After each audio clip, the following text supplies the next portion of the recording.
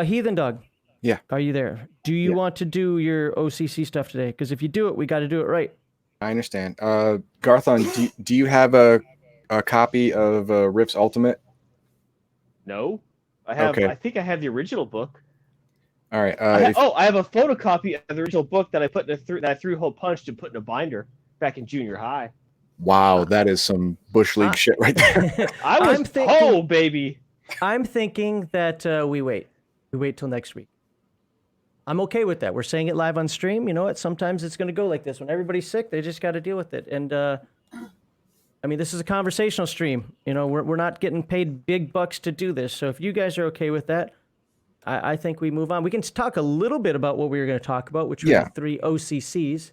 Yeah. Well, what we can do is I wanted to choose at least 1 or 2 OCCs that people coming over from other Palladium games, being plopped into Rifts as their second game, could just get, like you could become this OCC to better acclimate to the Rifts environment. Now, if you're a psychic or a wizard from another Palladium game like Palladium Fantasy or Beyond Supernatural or stuff like that, and you come into Rifts, you get the Rifts amp. I mean, you're doing mega damage now with your spells and your psychic abilities, so you're gonna have a better time. But if you're just a straight up fighter and you don't have any magic items, you're hosed. You're boned. You're not gonna have a good time. Even the bloodies do mega damage. Yeah, and if you're from Palladium Fantasy and you have no idea about technology and how it works, then you're super screwed. So one of the things you can do, if you are from Beyond the Supernatural or from or you were a communications technician in Robotech and you don't have a mech or anything, you can become, say, a juicer or a crazy. I was going to do crazy because juicers have been done a lot, and people don't look at crazies that much, in my experience. Yeah, I guessed that last night when I said Mama's Boys. Yeah. So you can get some implants and bickety bam, you are now relevant. You are now relevant in the world of Rifts. And for the magic, for the users of magic version, I was going to go over Elemental Fusionist because it is a new OCC for the Rifts Ultimate Edition. It's in the main book, and it was not in the main book for the original Rifts. So we're going to go over that. And Schlo read it over, and he's on the fence about it. I am. Part of me thinks it's really neat. Another part of me is like, eh. But we can talk about that next week, though. Yeah. I still want to go over these because there are some things about what were the other 2, the Crazy and the Dog Boy, that I really wanted to talk about. Yeah. I knew you'd like the Dog Boy because you like anthropomorphic animals. I don't want to play one. I thought it's because you like Joe Biden and want to talk about dog-faced pony soldiers. Wow, how did this get political for the most non-political person? I know, right? That was weird. He said dog-faced pony soldiers. Come on. You said dog boy. It fits. Okay, Psyhounds. There you go. Now, yeah, we were going to talk about dog boys just because Max likes anthropomorphic animals, and his favorite Palladium type game is TMNT. Yes. Yeah. So we were going to talk about dog boys, and it is a psychic class. Now, in the original Rifts, all of the psychics were racial character classes, and not occupational character classes. But in this one, Mind Melter, Psy Stalker, these are occupational character classes, which technically means anyone could become them. But I don't see that. Obviously, which one were you talking about? I'm sorry, I was looking at chat. Which one were you talking about? What do you mean? Anyone can become what? Yeah, an occupational character class is a character class that's occupational based, which means that anyone could pick up the occupation. Now, I don't understand how you can call Dog Boy an occupational character class because you can't learn to be a dog boy. It talks about the conversion in that like 8-page story within the OCC. So it does talk about the conversion. Yeah, but it just seems it seems weird. I don't like that change with Oh, the that's with a the Rift change? Ultimate Edition. Yeah, because in the Oh. original Rifts, Originally, you were a dog. yeah, originally it was a racial character class, which means you have to start out that way. Oh, that does. And now that you say that, I would say that does make more sense. If it was always this way, I would say, oh, well, I mean, it is what it is. You can go through the conversion, et cetera, et cetera, et cetera. They got all the percentages and everything in there. Yeah. But if you're telling me that first it was an RCC, I actually don't like that change. Yeah, I know. And also the other psychic character classes are Burster and Mind Melter and Psy Stalker. Now Psy Stalker, I can I get. I mean, I can kind of see you going through a conversion process with that because you're mostly human. I mean, you have some psychic ability. You can get some drugs in you and change the way it works. And Bicky Bam, you're a Psy Stalker. It's not out of the realm of possibility, but when you read what a Psy Stalker does, you're like, you're really not human anymore. You're kind of a psychic vampire at that point. True. Yeah. So I'm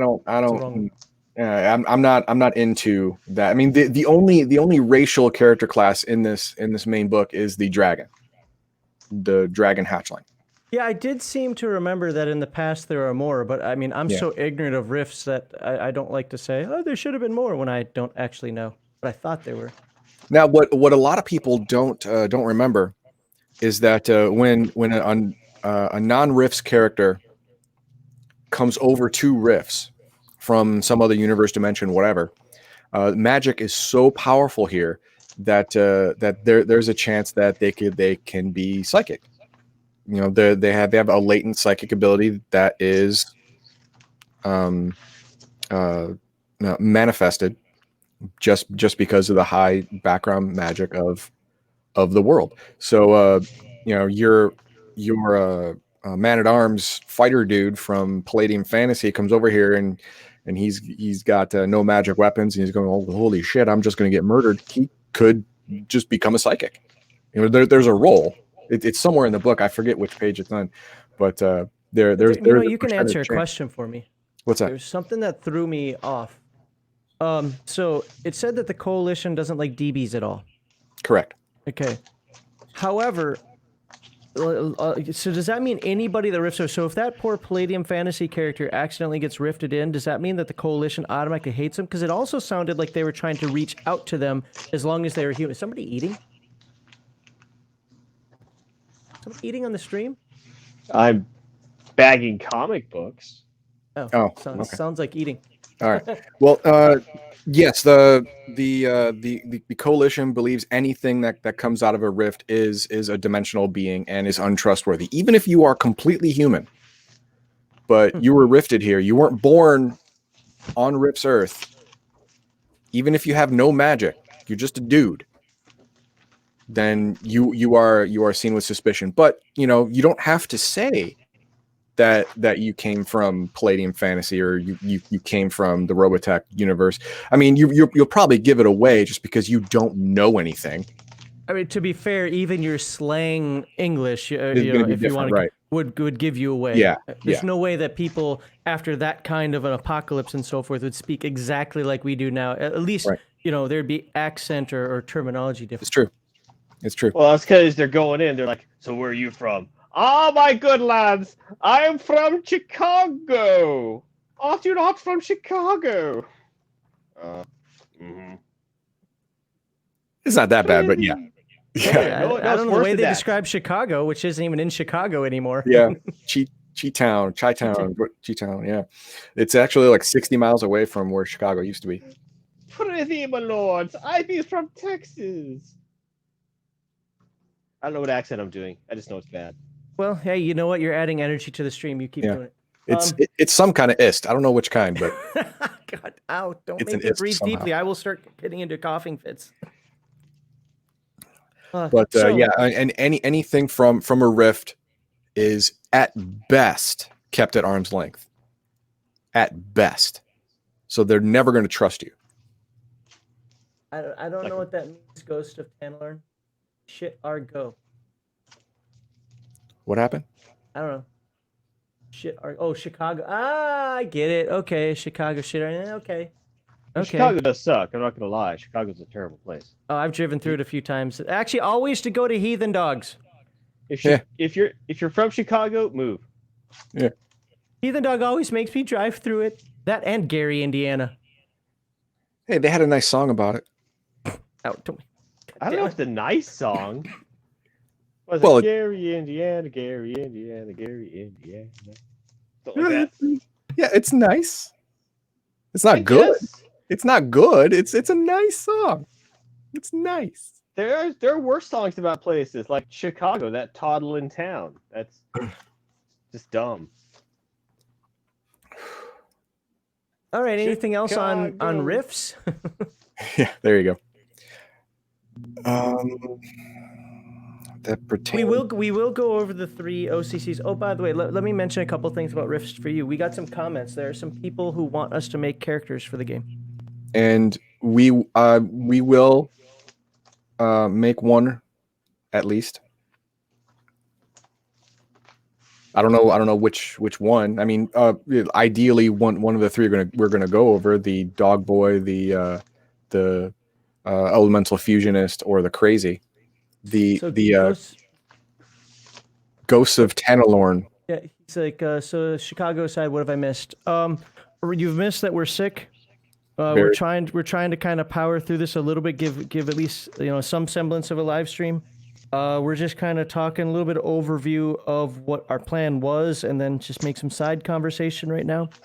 What was I gonna say about the character? I should, since I now have another week, I'm very interested in the whole the Rogue Scholar and was that Rogue Doc? What was that called? Cyberdoc. Cyberdoc. Are they viable adventuring classes? They are. The reason that because the Rogue Scientist and Rogue Scholar are more so than the Cyberdoc. They're called Rogue. Interestingly enough, they're called Rogue because they don't tout the Coalition party line. They're all about actual facts instead of good facts. Like a lot of fascist regime, they have to rewrite history and control the message so much. So what they are, think of a rogue scholar like Indiana Jones.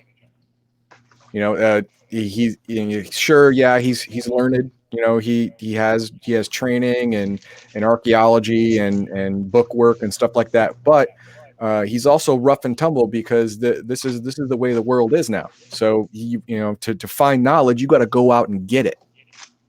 So they are used to being in the thick of things.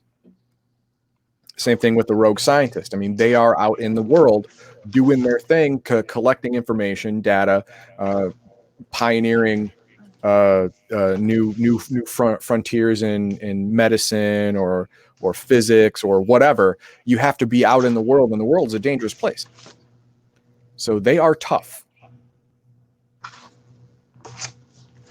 Now the Cyberdoc, a little bit less tough than the Rogues in this instance, just because they're more suited for a laboratory type setting. But if you have a partial conversion Borg or a full conversion Borg on your team, or a crazy, someone with a lot of implants and stuff like that, then yeah, you're gonna want this guy on your team just because it's good to have.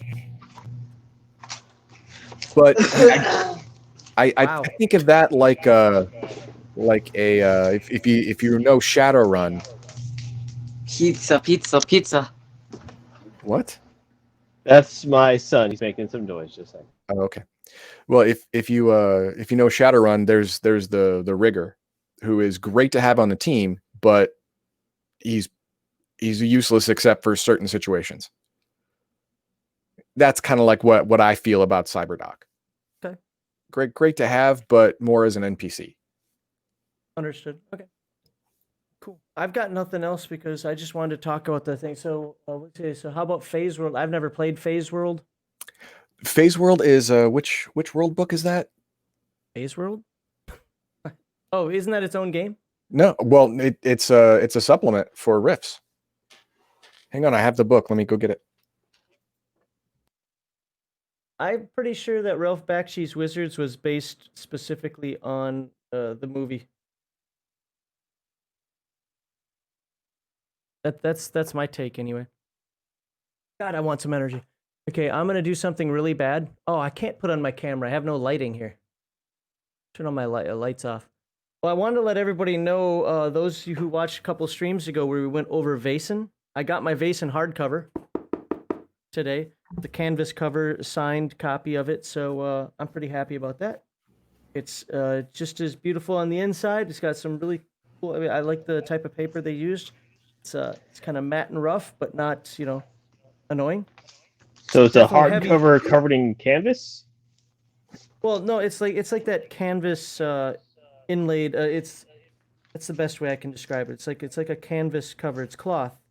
All right, fair enough. And Like it's inlaid with stuff. Yeah. There it is. MNP Outlaw is exactly right. It's a Rift's Dimension Book 2 is the Phase World supplement for Rifts, and it talks about the three galaxies. There is a planet very much magicked up, got the magic amp just like Earth. It's called Phase World, and it's their multi-dimensional nexus. But in the Phase World, 3 galaxies, the Anvil Galaxy, something I forget what they're all called, but they have they're what Earth would have been if not for the coming of rifts, because the Earth right before the rifts happened was on the verge of becoming spacefaring, like FTL, on the verge of that level of technology, whereas the Phase World inhabitants are firmly in the FTL. They have 3 different kinds of FTL based on science or magic, even because magic is prevalent in all 3 galaxies. So they're even riftier than rifts. Yeah, they're they have higher tech. Rifts. I still believe that Rift's Earth has more magic than Phase World and the Phase World 3 galaxies in general, but not by a lot. Is that something that would more coincide with transdimensional TMNT?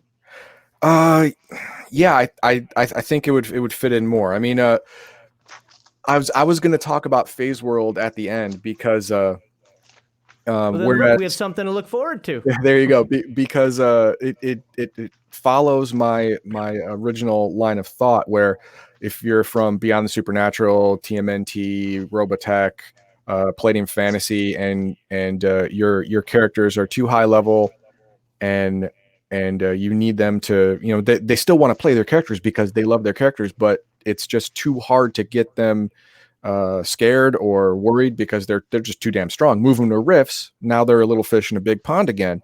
Well, what happens when they get too big for rifts?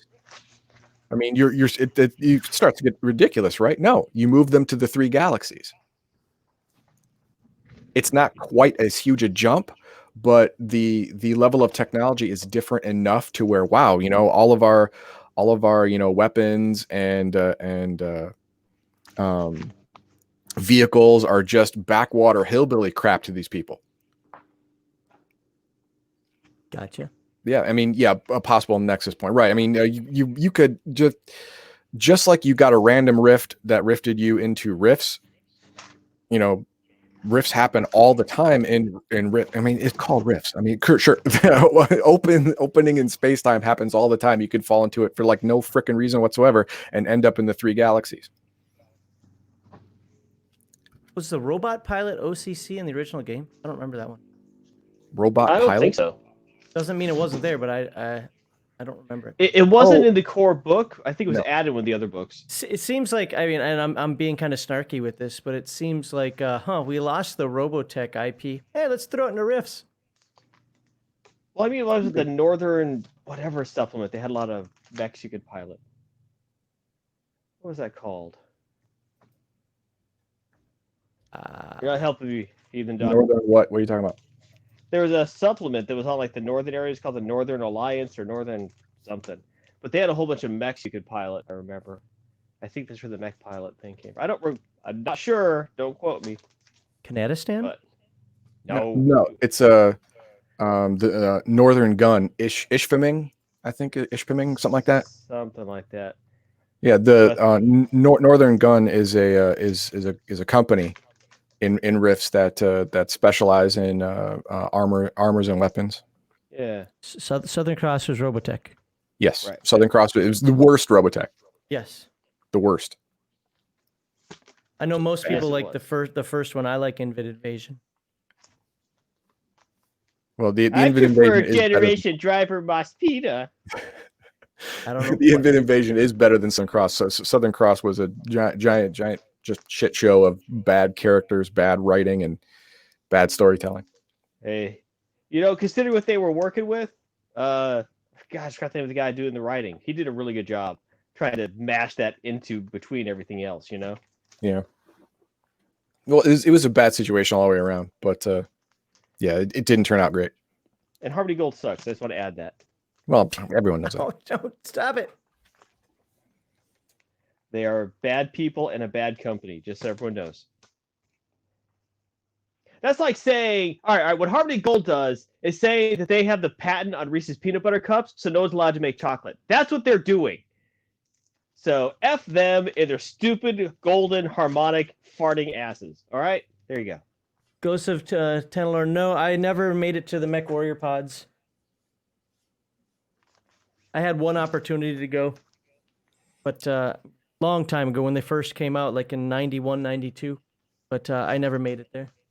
I was gonna do the pods at Gen Con, but they wanted like $20 for 5 minutes, so I told them to, bite my butt. So NMP Outlaw says, I'm not into Palladium for the writing. Well, the funny thing is that whole Robotech thing, that's just Robotech. That's Macross, or whatever you guys call it. That Palladium just had the IP for making the game based on Making it. the RPG, yeah. Yeah. They didn't actually write the series. That was actually my first introduction into Palladium was Robotech. Really? Yes. Huh. Okay. Interesting. Back in 1990 or 89. And then from there we moved to TMNT. Yeah, I spoke a little. Go ahead. Okay, I spoke a little bit about Veritex being rifted over and brought into Rifts, where and they're generally have less armor and the weapons do less damage than your average Rifts, giant robot. Or but the agility because of the protoculture is just a step beyond. I mean, it's not like a normal guy and a juicer. It's more like a normal guy and a crazy. Whereas if you had two 30-foot robots, one Veritech and one from Rift's Earth, the Veritech will literally run circles around the Rift's Earth version. But when it comes to sturdiness and just plain old DPS, the Rifts one is gonna How win. about Destroids? Destroids, because I was always more about the Destroids than the Veritex. I understand, and Destroids they're stronger and they have more DPS than a Veritech, but they are a lot less maneuverable. They're still not up to Rift standards either. No, Rift's giant robots are menacing. No joke. They will take out whole armies. Also, as I recall from the Ultimate Conversion book, there are issues bringing Robotech protoculture things in because the protoculture will run out and there's no replacement. Yeah, that's the thing it says in the conversion book, that if you don't want to deal with that, then you bring in people from the original Macross series, because they have 20-year supply protoculture in their Veritex, and they're relatively new. Or you just say this is Rifts and protoculture flowers grow here because they should, because it's freaking Rifts. It says in the book that protoculture will grow on Earth, but not within 100 miles of a ley line. And it's all ley lines now. Well, there are parts in the middle of the country that you can find that are more than 100 miles away from ley line. But if you're looking on the East Coast, the northern part of the country, Relatively safe places. It's not going to be there. Then there's too many ley lines around, especially in the Chicago area, Chicago, Michigan, Indiana. That's a magic hub. The southeast portion of the country, it's another magic hub. If you want to grow horticulture, you basically have to go to Texas, Wyoming, Montana. There's less ley lines there. Isn't with the Texas Veritech, you can vampire get there pretty territories? quickly. That's another thing. The Don't get shot down. Veritech actually has the ability to become orbital That's true. on its own. Yeah, it can leave the atmosphere. Now that's a problem for rifts because you're not supposed to be able to leave the atmosphere. They have it in the game. You can make whatever excuse that you want, but It's so full of space debris you'll get sliced up if you go up there. that's one. Or Hunter Killer Satellite. Was another Hunter one. Killer Satellites is another. It's however you want to do it in your game. That's the reason. But you are not supposed to be able to go to orbit or beyond Until Mutants in Orbit, because that's half TMNT, half Rifts. It Right. is. That's where you had the blue bottle fly. One of the most OP RCCs ever created. I Anyone else don't remembers remember that, but I don't remember a lot from back then. It was like the dumbest mutant ever created. Okay, I gotta go for a second. All right, All anything? Well, I mean, are we? We're just kind of conversing about Rifts right now. Sorry, we're not on screen today, but none of us look like we should be. I know I look like I got into a fight. You know. Yeah. More so than normal. More so than normal. Yeah. Well, my wife did educate me Oh, in yeah? the ways of Japanese martial arts. I thought you were going to make a re-education camp joke. Well, Had to take the- I put her in internment camps. She'd just take me on the Baton Death March, and I think she did. That's Look not like a death nice way to warmed talk over. about. That's not a nice way to talk about walking down the aisle. You're a bad person. Where the mannequin escapes the. I am reading chat. It's just I'm sitting here. Sorry, everybody. Let me plop this again here.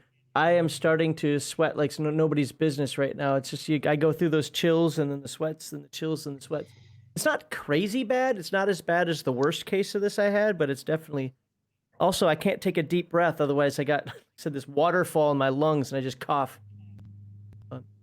Anyway, He's got chills Heathendog and is they're probably multiplying. filling up a bucket right now. And he's losing Yes, I am control. sweating like a hooker in church. Thank you. That's got to be placed on the screen. There you go. There you go. That's for you. I don't know what else Heathendog wants to talk about. I don't think he Rift, wants and- to talk about anything. Yeah, well, yeah, I mean, but hey, he's been trooping it so far. That's true. I mean, obviously, for those what I like about this episode though is the fact. Remember, this is just supposed to be a conversation, and other than all the background noise that we all have, it's frustrating. Other than that, this is kind of how the conversation can go sometimes. Yeah, we had a scheduled topic to talk about, but you know what? Things went all snafu, and here we are. So, Just the wow, way of the that was actually universe. pretty good. I like that one. I like that What one. was? What? She go, hey, yeah. Well, she says things I don't understand in that weird language that they speak that looks like chicken scratch. Oh, the moon language? Boulder says, my favorite part is Garthon is here. I'm not putting that on the screen. I'm never going to let that go up there. Oh, by the way, Garthon, you ready? I'm back. Okay, Garthon has to Ready for what? Okay. Subscribe! It's not fun unless I surprise Heathendog and he cries. Well, Heathendog knows to look for it now, so. Well, here it is. Right here. If you click, okay, I don't know. Did you log in with Legion of Myth, or are you kind of just a guest? I'm just a guest. Okay, so you can't see the brand button? Nope. Can't see Okay. anything. I'm on Oh, my well. phone. Yes, Nihongo. That is what, yes. 2 hongos. All right. Anything else on Palladium that you want to go over that you think we might not talk about on another episode, or should we move on? Or Let's see. anything that interests you, again, keeping the conversation going? Or does anybody have any questions? Well, I want to talk a minute about the general replayability of Rifts. Okay. Well, I'm not going to get into this in depth into the series, but Rifts has like 20, at least late 20s, early 30s world books about everywhere around the planet. Japan, China, Africa, Europe, Britain in particular, South America, and all of them have their own foibles and good parts, bad parts, stuff like that. But so within Rift's Earth, the question would be, which franchises would you leave out? MCU, DCU? What are your Well, I was going to let you finish, and I was going to quickly say the Palladium Megaverse has its own version. It's not MCU or DCU. Right. We did go over that in the first episode with Heroes Unlimited, Villains Unlimited for the Right. MCU DCU thing. Right. It's got the well, it does not own it anymore, but it used to own the Macross Saga. It used to own a couple other ones, a couple other IPs as well, like TMNT. Now they've just converted that to After the Bomb. I forget what else they may have lost. Mutants in Orbit. Well, Mutants in Orbit was part of TMNT. Oh, really? Yeah. Oh, It's yeah. half Rifts, half TMNT. It probably works now for the After the Bomb version of the game, which Yeah. is pretty much everything that was TMNT, just without the turtles in the name. So, anywho, that's so. I mean, there are a bunch. If you go to the Palladium book site, which I can put up here while somebody's banging all over the place, boom, here you go to the Palladium books site right there, and You can see all the current books. yeah, you can see all the different IPs, and they're all interchangeable. So if you wanted to play a James Bond character or a ninja character or Ninjas and Super Spies. Yeah. Anyway, there's so many different supplements for Rifts that you can have your people go from North America to South America or to Africa or to China or to Japan, and it's the same world, but there are the dangers and setting is different enough to where it will feel new. Like if you go to Africa, you're going to have to deal with the 4 horsemen of the apocalypse. That real thing. They're in Africa, and they are headed toward each other. And once they meet, it's bad. They actually merge into a giant mega destroyer thing that's going to end the world. So I'm temporarily That'd be muting bad. Garthon. that'd be bad. Exactly Garthon, right. I've got to mute you if you're going to keep having that background noise going on. But in Britain, it's a highly magical place and very, very low technology. So it's a completely different experience than Rifts North America.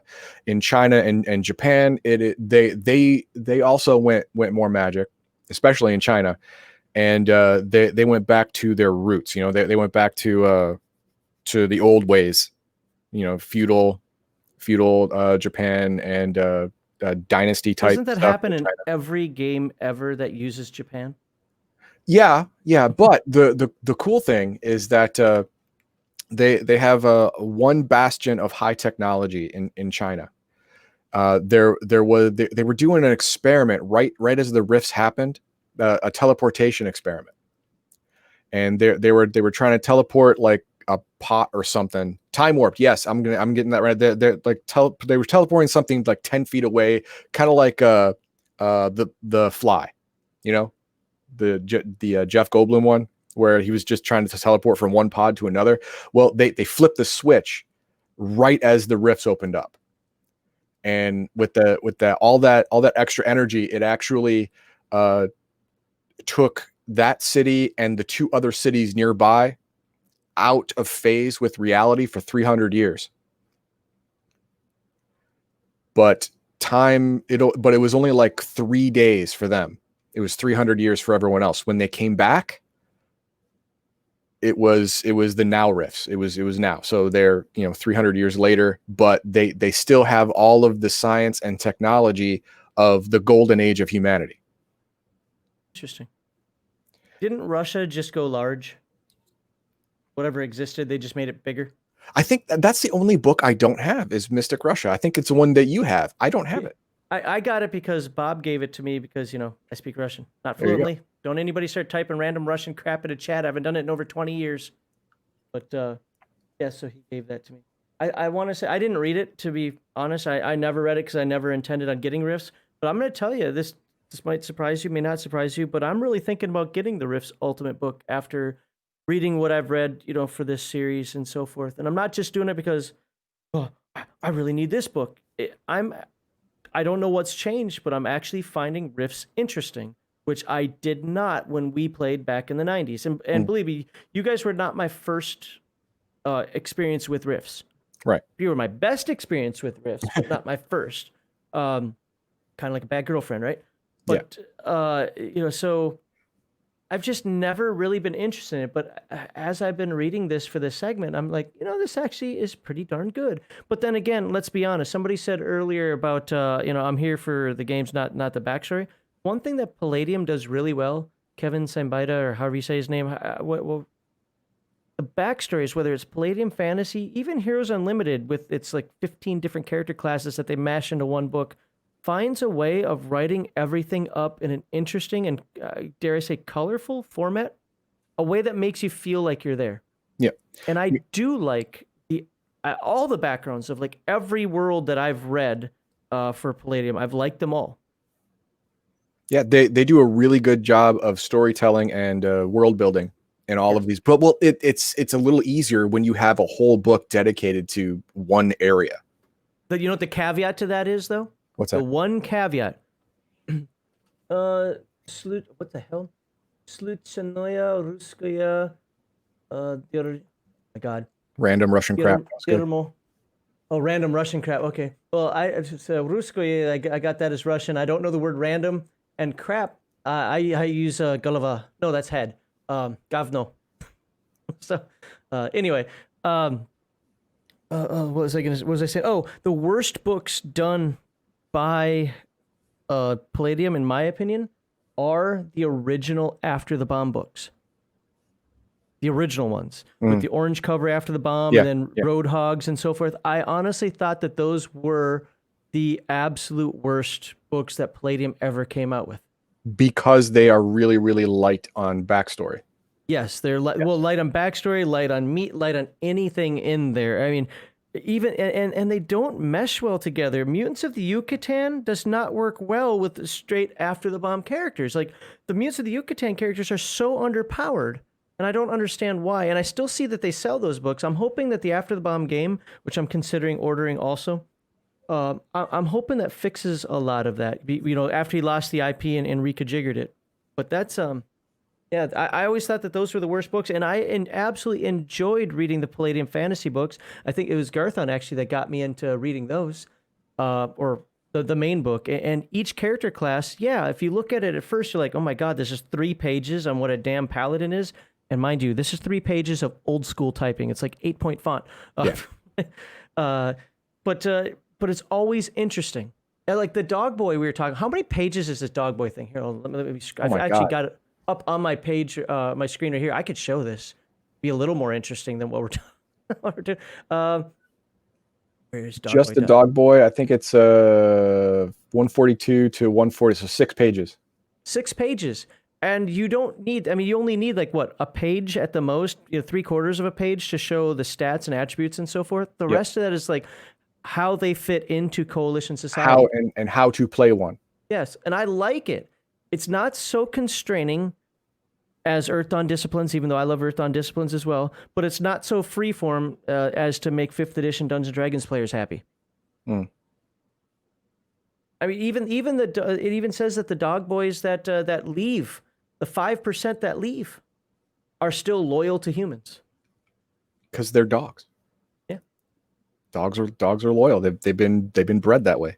And it goes into how why they're loyal, how they're loyal, and they don't care that they're loyal. It says that so many times. I was kind of like, I get it. You're trying to beat it into us that they don't care, that they're loyal and can be abused and used.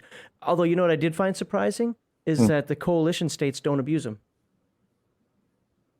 Why would you find that surprising? There, you know, I mean, Because coalitions always, well, the higher ups in the coalition do abuse them. More so verbally than anything else. The Psy Stalkers protect them. But because the coalition states are always portrayed as, authoritarian, grumpy. At least everything I've read on them. no, I understand. We wipe out magic and DBs and everything that's not us. Beyond hillbilly. We're Right, right. talking. But they made the dog boy and the Psy Stalker basically, because they needed something to fight the supernatural without using the supernatural, right? It does say that they don't like the Psy Stalkers. Yeah, they don't like them, but they're necessary It's evil. a necessary evil. Yeah. Now, what I like is when they made Chaos Earth, they which for everyone who doesn't know, Chaos Earth is a supplement for in between the Golden Age of Earth and Rifts. It's when the Rifts first happened, and it's stories based on that time. And what they did was they had whole section on animals and how they interact with the supernatural. And with dogs are listed as the natural enemy of all supernatural evil things. Dogs' attacks are converted to mega damage when they attack a supernaturally evil being. Oh, interesting. They can and that's sense only them. during the time of chaos.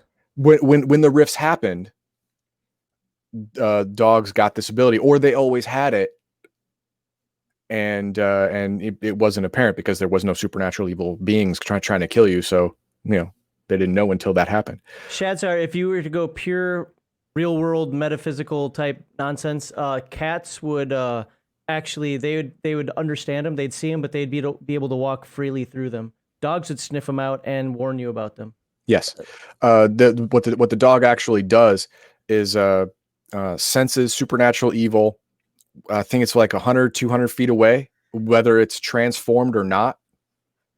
It could be invisible. It could be, transformed into a human looking person, but the dog instantly knows and instantly will tell any human nearby.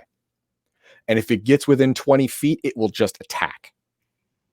Flat out attack. Or if this supernatural evil thing becomes aggressive toward its master or another human that's around it, it will just defend that human. I'm just showing some of the book to break up some of the monotony. But the problem is that dogs, they're still SDC creatures. They're still normal. So, one little flick from the supernatural creature will kill the dog. Now, cats, on the other hand, I if I remember correctly, this is true, but cats, damage from a supernatural creature is converted from mega damage to normal damage. Interesting.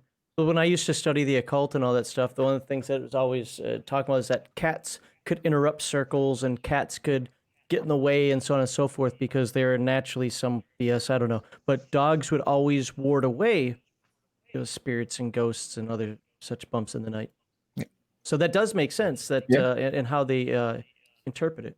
Mm-hmm. And the funny thing is horses are just as good at sniffing out supernatural things as dogs, but they 100% always run away. That makes sense. Yeah. And it also gives write-ups on birds, different kinds of birds,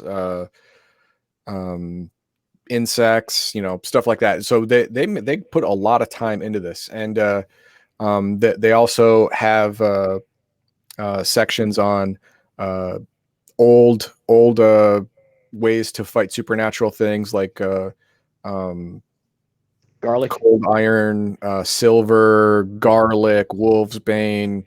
Belladonna, what works against this supernatural creature or that supernatural creature. It actually works.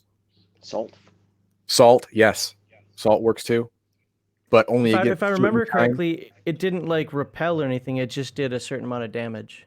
Well, salt, the whole salt line thing, like some supernatural creatures can't cross a line of salt. They have that, specific It's supernatural got the little creatures. supernatural thing going on, huh? Yeah, basically. Yeah. But Vampires can't cross running water. yes. Now people Squirt are guns. just discovering this in the Chaos Earth. So, it was I think it's neat because your Macross type thing or Heroes Unlimited going into Chaos Earth, it's all new, and everyone including all the NPCs are discovering this together. I think it's pretty cool. I'm a big fan of Chaos Earth as a general setting. If you want to, if somebody can find it, you can link your Chaos Earth video because it was one of the more highly rated ones. Oh yeah. People liked your Chaos Earth. It's a little old now, but I mean the information hasn't changed. Yeah, so the it doesn't information matter. hasn't changed. I mean,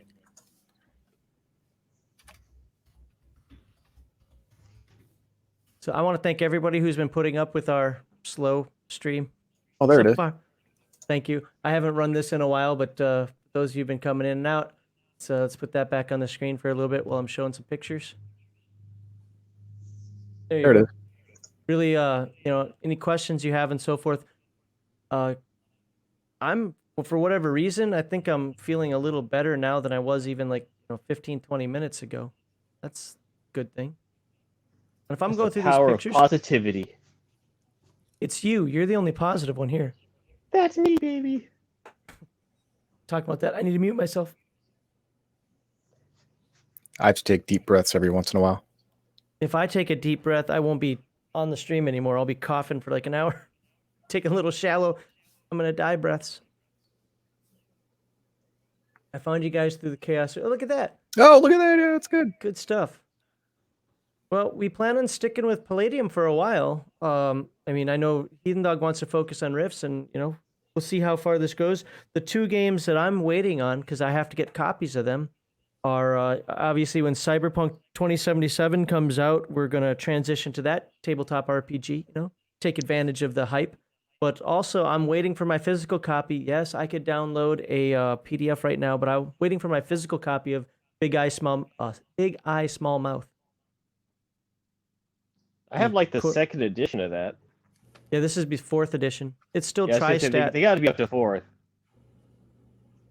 Yeah, So we'll go tri-stat's over an interesting system, so that should be interesting to hear.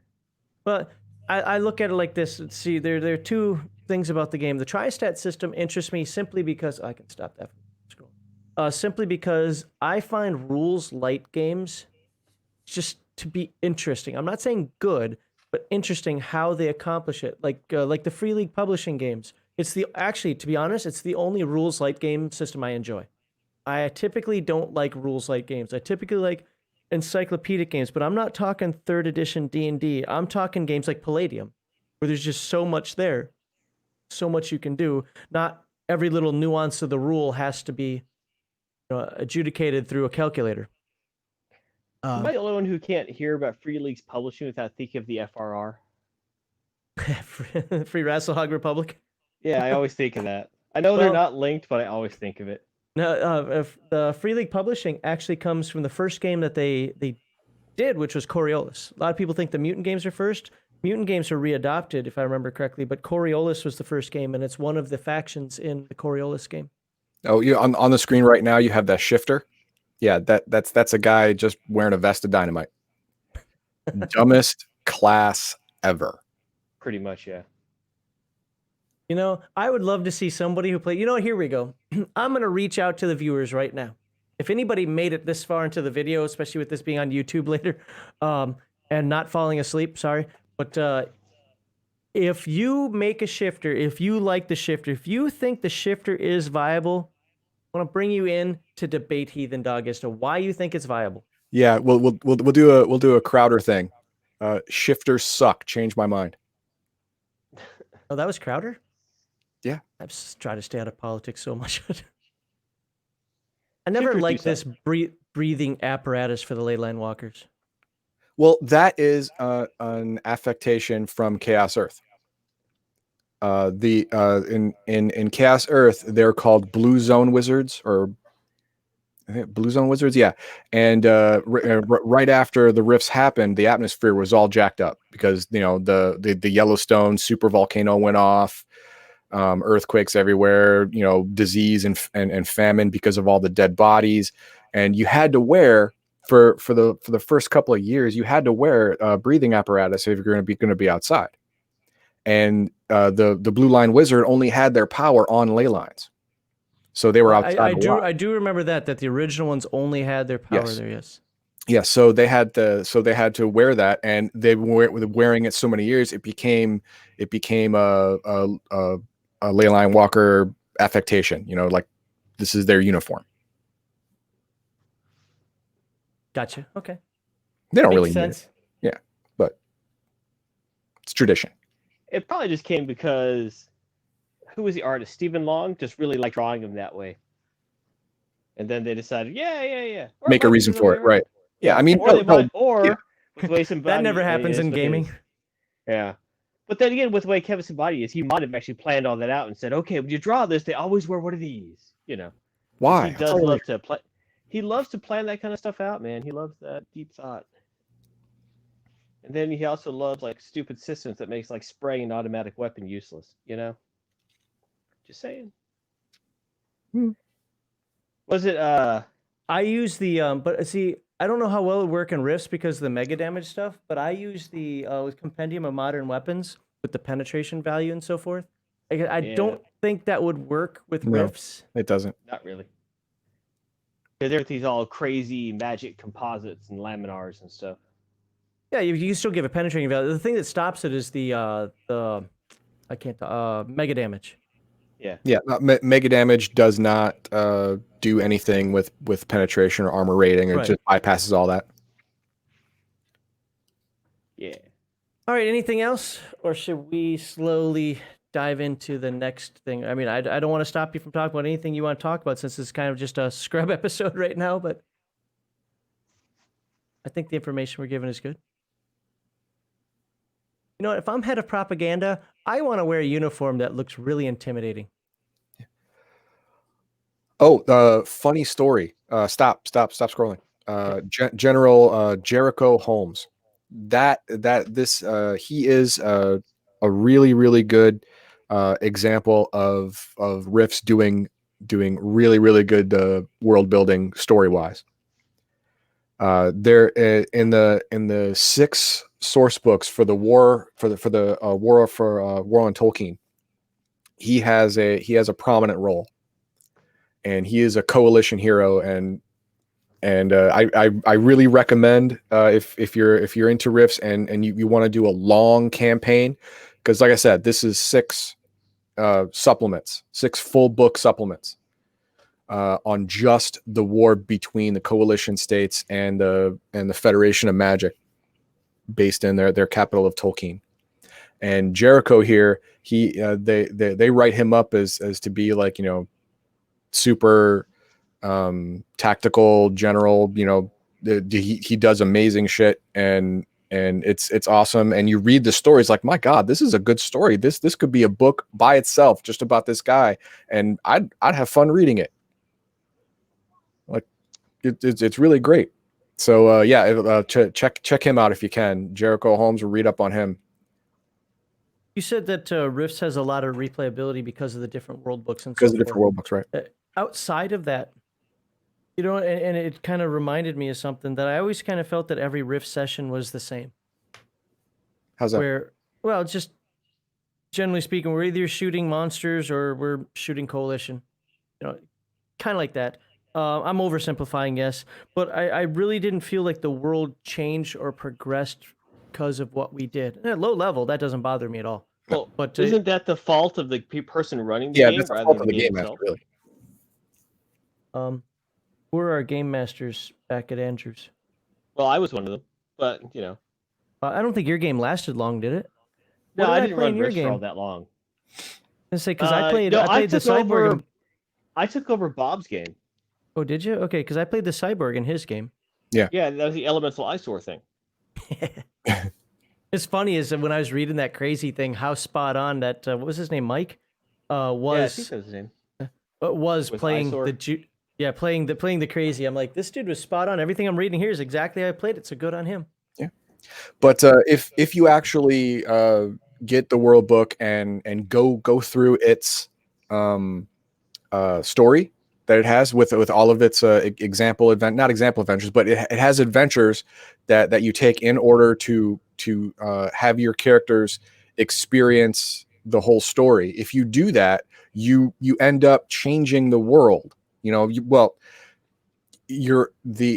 characters feel like they had a hand in changing the world, making it better or worse or whatever, depending on how they played. Okay, so it's just strung out through a campaign. Okay. This guy, I thought the Federation of Magic was wiped out. The Federation of Magic at the end of the Tolkien War is not wiped out, but is the coalition won. They won. Yeah, spoilers. Sorry. Oh, here's that Rifts game that put in the Elemental Fusionist. Only on Engage. Hey, Garthan's probably got one of those. I do not have an N-Gage. No one has an N-Gage. That was the phone gaming system Nokia made, that you actually had to take out the battery to change games. Wow, that's impressive. Not kidding. Well, it was Nokia decided to get into the handheld game market, and they made one of the worst handheld game systems ever. Not the worst, they're worse. Rifts Promise of Power. I'm going to look that up. Stop and share it. I'm going to look that up right now. While you're still talking about stuff, I want to see if I can find it. So wait, why'd you have to take out the battery? Because they put the cartridge slot behind the battery. That's weird. It is weird. And you're like, why couldn't you have developed a sort of top-loading mechanism? But because they had the cartridge slot mounted directly to the main board, and the front of it was the screen. I don't know how that ever got past. Also, the Nokia N-Gage, when you use it as a phone, you had to hold it like a taco. Like, you didn't talk into the front of it where the screen was. You had to talk into the side of it. So it was like holding like a taco next to your face. And also, the way the system was designed. I don't know. All right. So, when they designed the N-Gage, the designer kept like doing, all right, okay, the phone should look like this. And Nokia kept shooting everything down. This was in the 90s. Does anyone remember? Well, it was early aughts. Wow. Does anyone remember the image? It was an early like meme they call it nowadays, Goatsy. It was of a dude holding open his anus. Very, very wide. It was those things where you'd send someone would send you, oh, cute kitten, you'd open it and it'd be this dude holding open his butt. Okay. Right? That was a thing. So the guy designed the N-Gage. He got so mad at being rejected like 20 or 30 times, he designed it to look like you got the screen in the middle and the buttons look like fingers holding it open. That's just weird. He did it on purpose, that if you knew that he was referencing this image, which was kind of a thing at the time, that's obviously what it was. He's like, screw you guys. And he did that. And he laughed. And then they said, oh, that's great. He went, what? And they used it. And so it looks kind of weird. And then when you realize what the image is referencing, it's like, oh, God. Oh, and the guy, I don't know if he's a hero for doing something so horrible or like, wow, you should have thought that through. But well, apparently that story upset some people. Good. Aaron. Let it. I didn't make it up, man. That's true. I got you. This is all life, man. I'm not saying, oh, yeah, I got a big poster of it in my room. It's great. It was designed to be a butthole. True story, though. Yeah. If it's a weird story, and it is the truth. If people want Heathendog to go into like some of the history of Rifts, I don't see why we can't do that in a future episode. Maybe add that in. That wasn't something we were planning on, but if it's going to be interesting for people, and if you got a specific topic, the problem with Rifts when you start doing that, okay, we got like a request there for the Tolkien War, right? Well, that's not so bad, but I mean, some of this stuff can get pretty deep and pretty long. There's a lot of Rifts history. You know what? For right now, since I already brought it up, we will talk about General Holmes. just his little portion. And Do I put him and back what- on the screen here? Yeah, go ahead and put him back on the screen if you can. I don't know. What happened was during the very first big fight with the Federation of Magic, the coalition got routed. I mean, it was a goddamn massacre. And General Holmes was in charge of like 300,000 for 400,000 troops, and he was on the northern flank, and he had to retreat north. But the problem is, north of the battlefield was the Ixidix territory, and they're like, Minnesota. yeah, they are giant bugs that kill all things that aren't them, like right away. Now, everyone saw him retreat toward their territory. And, oh, he's fucking dead. Him and all his men, they're just dead. Everyone wrote him off. The coalition said, okay, he's dead. The Federation of Magic are like, okay, he went to Ixidix territory. He's fucking dead. So we don't got to worry about him at all. And 99 times out of 10, you'd be right. But what they didn't know is that General Holmes had a hobby.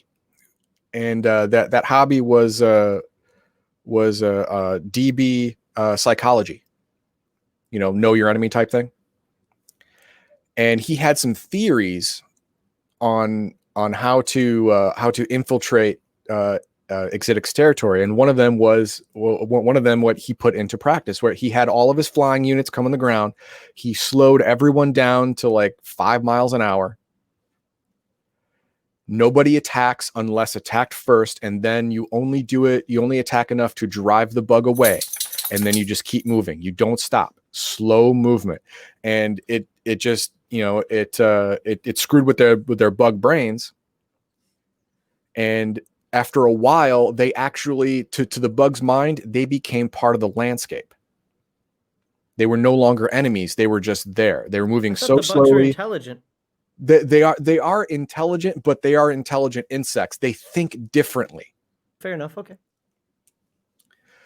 And what happened was General Holmes went north into the bug territory, very slowly circled back around, and came out of bug territory and immediately hit his army. They dug holes, buried the machines in it, had the troops go into the woods, keep campfires to a minimum, and he sent spies to the area. And the spies found out that everyone thought that he was dead. Everyone thought that what actually happened, he went in there with 400,000 people. He came out with a little over 300,000. So he still had a sizable fighting force. What he did was he waited. He waited until the coalition was going to do a second push. And during that time, like an armed herd of humans, I mean, the bugs were tricked into thinking that they were supposed to be there. They're part of the landscape, like a herd of buffalo. A herd of buffalo is just a herd of buffalo. You let it do its thing and it goes away. Tricked them into thinking that they were just normal. Not to be attacked. Anyway, he sent spies through the months that he was hiding. He sent spies into the city of Tolkien,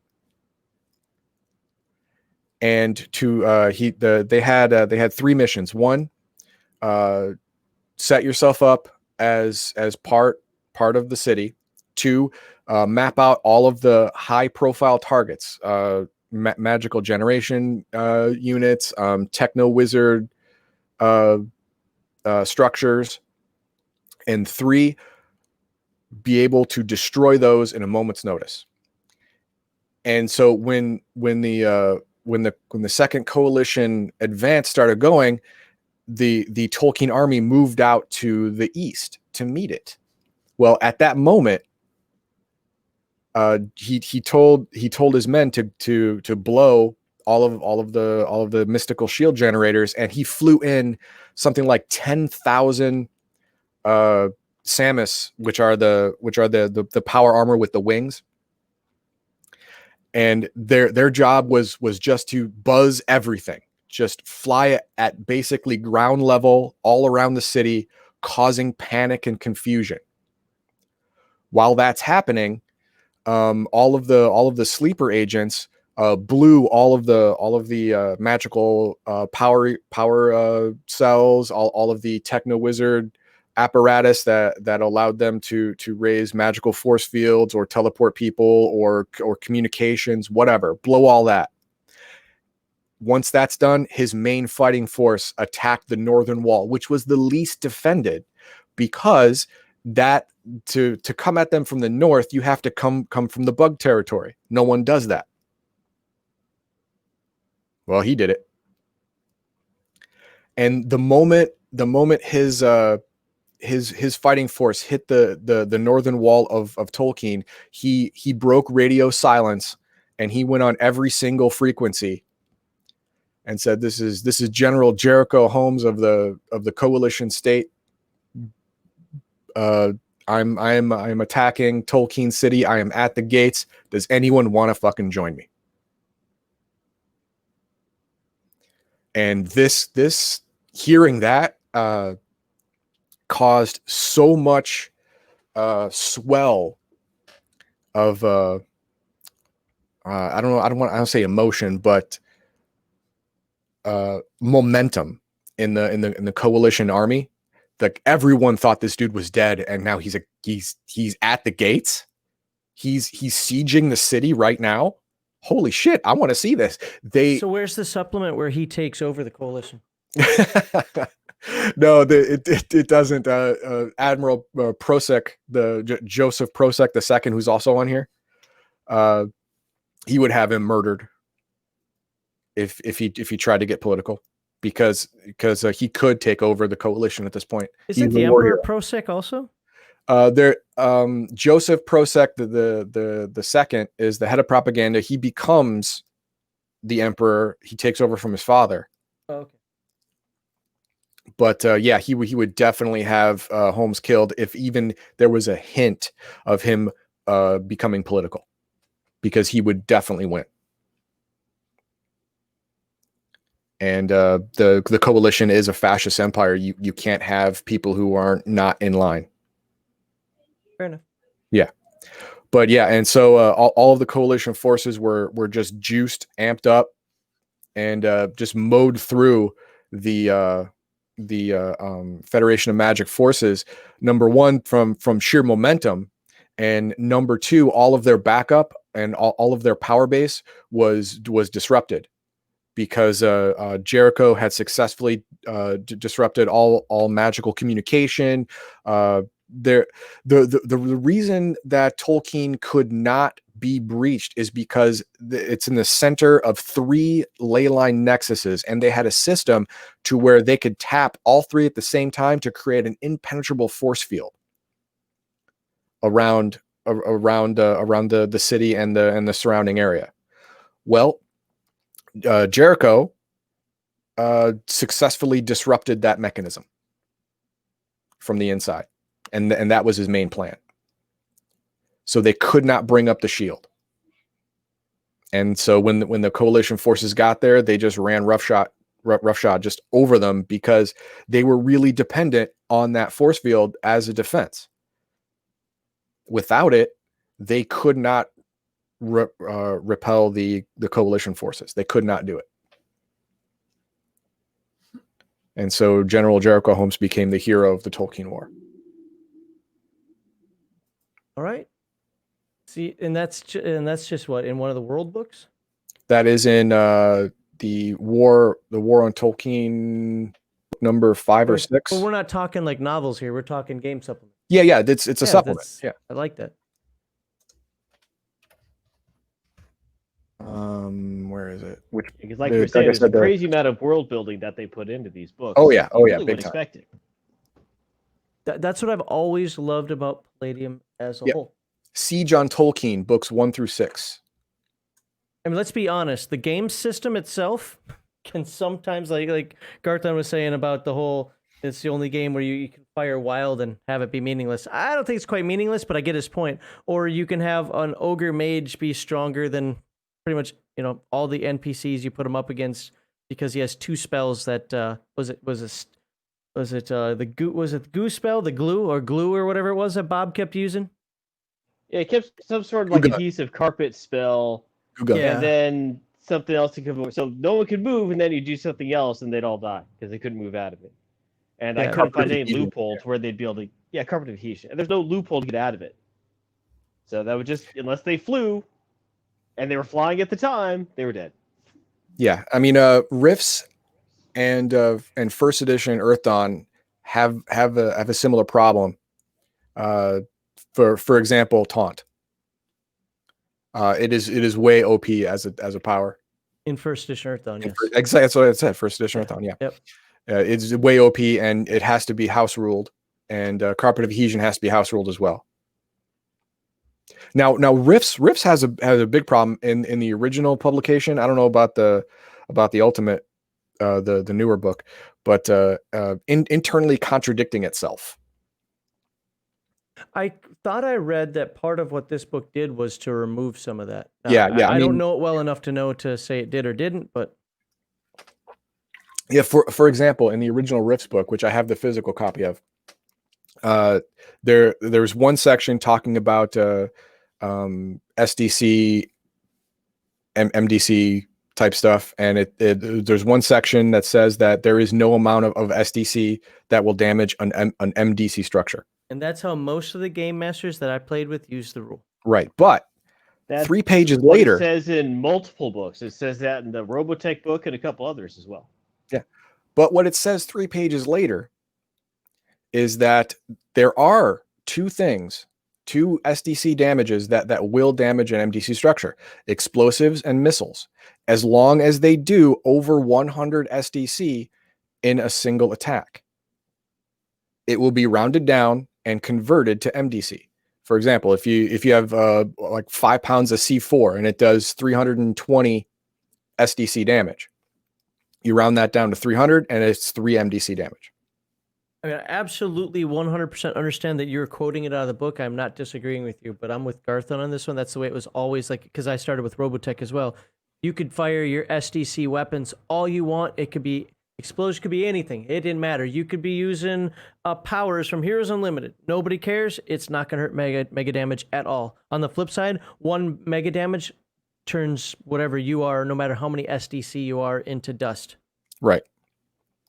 And see, in the original Rifts book, it screwed that up as well. There were portions of the book that say any amount of mega damage to an SDC structure destroys it. Yep. And then there are other parts. This is in the juicer section, because juicers have hundreds of SDC. But it classifies them as the equivalent of a minor mega damage being,